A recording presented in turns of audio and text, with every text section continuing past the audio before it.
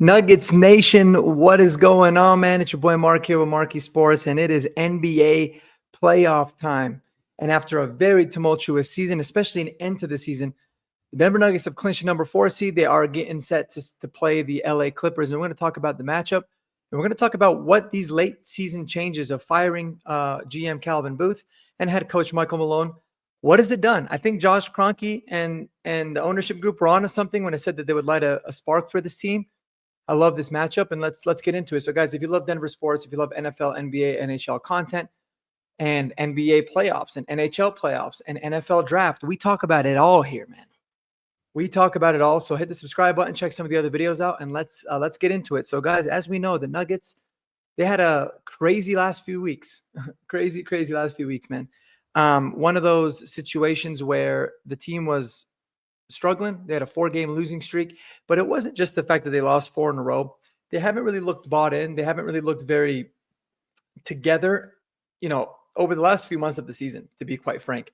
The biggest thing that stood out to me is their lack of effort on defense and their consistent blowing of leads. They would get a nice little cushion against teams and they would let them come back immediately. And it just seemed like they were not bought in. Well, after they fired head coach Michael Malone and GM Calvin Booth, a lot of reports came out that it was a very, very toxic environment, really all season for the Nuggets.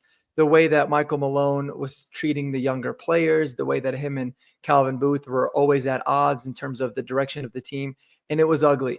And it came to the boiling point, and Josh Kroenke and the ownership group, they came together and they said, you know what, we need to light a spark under this team, and we need to make the move now. They were going to make the move after the season. They decided, do it now, light a spark and see what happens. And at the time, everybody thought it was crazy, but it's proven that I felt like it was a really good move. Because if you were going to make the move after the season anyways, why wait? Why wait? You have a very capable interim assistant coach in David Adelman, who's done a really good job in the 3 games. And in the final 3 games of the season, the Nuggets have won all 3. They've looked a lot better doing it.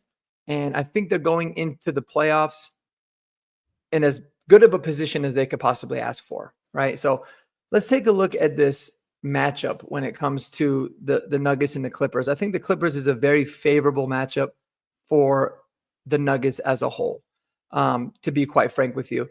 Now, we finished the regular season with a record of 50-32, and the Clippers also finished the season with a record of 50-32. They're more of a defensive-minded team.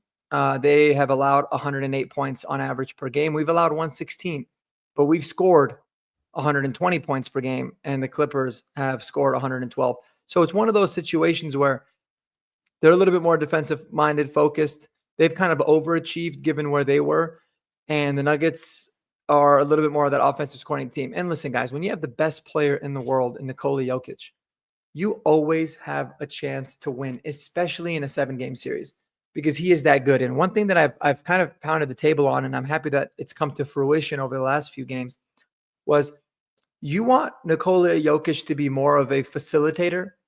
When you have those games where he's scoring 40, 50, 60 points, history shows you have a much higher chance of losing those games because teams are just going to try to shut everybody else down, and they're fine with Jokic being the only one that takes the game over.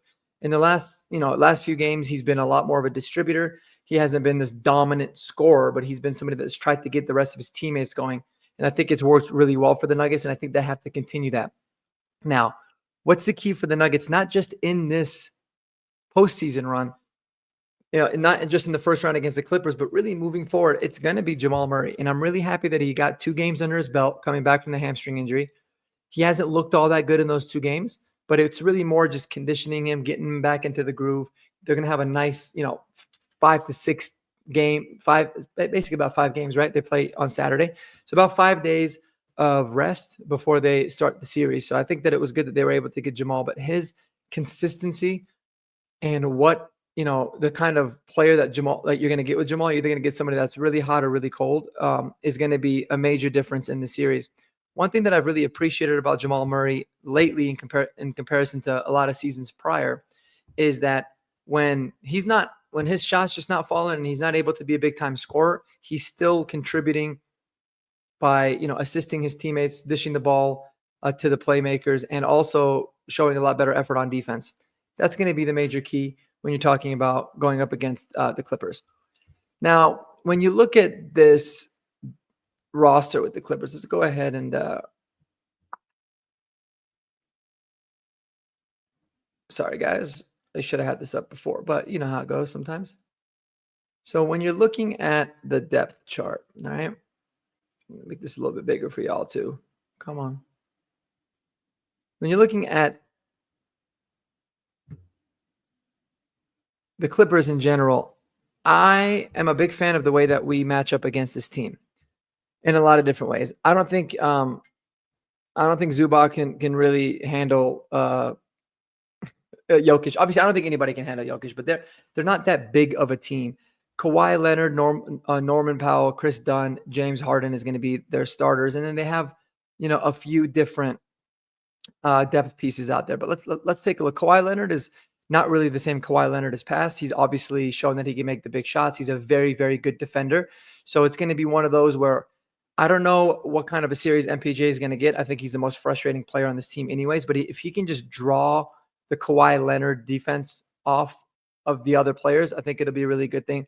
James Harden is obviously a killer, somebody that's been an all-star. I think he's a very overrated player when it comes to NBA history, but he's still somebody that can make the big shots. And, he's obviously just an overall very, very well-rounded player. Norman Powell is one of those guys that can hit the three ball too. So the big advantage that the Clippers have, in my opinion, against the Nuggets is they are a very good three-point shooting team. I don't see the Nuggets being a very good three-point shooting team. They haven't been all season. And I don't want them to fall into this trap where they feel like they have to be that. Let the shots come to them. If they're taking open shots and they're just not falling, it is what it is.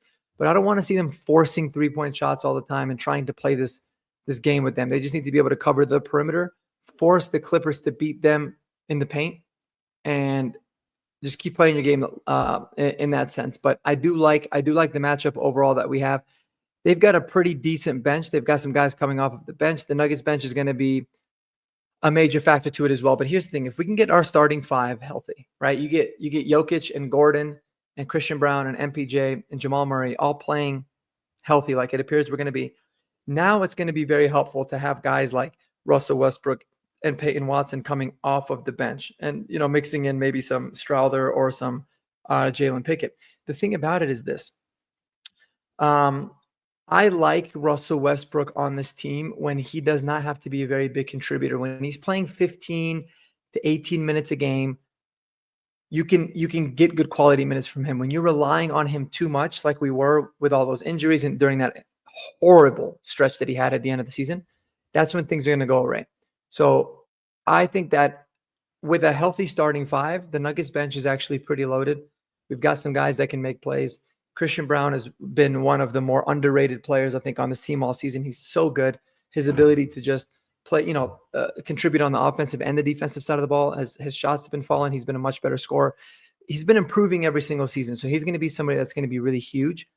And what I'd like to see, man, more than anything, and I think the biggest X factor for the Nuggets in this playoffs in general is going to be the play of Michael Porter Jr., right? We know that the contract that he signed, the value that we're getting, it's terrible. I'm not gonna harp on that. Good for him for getting his money, and it is what it is at this point. But we need to be able to get more from him. I've seen glimpses throughout the season of Michael Porter Jr. being a decent defender, showing that effort, being bought in a little bit more on the defensive end, and that's what all I could really ask from him in terms of this series. If he can knock down some shots, and if his three-point shot can get hot, great. But he needs to be somebody with his body type and his athleticism. If your shot's not falling, drive it to the rim. Get to the free throw line. He's an amazing free throw shooter. Make it easy on yourself. Get buckets that way. Distribute it off to your teammates. And on the games where the shots fall on, keep hitting, keep doing your thing.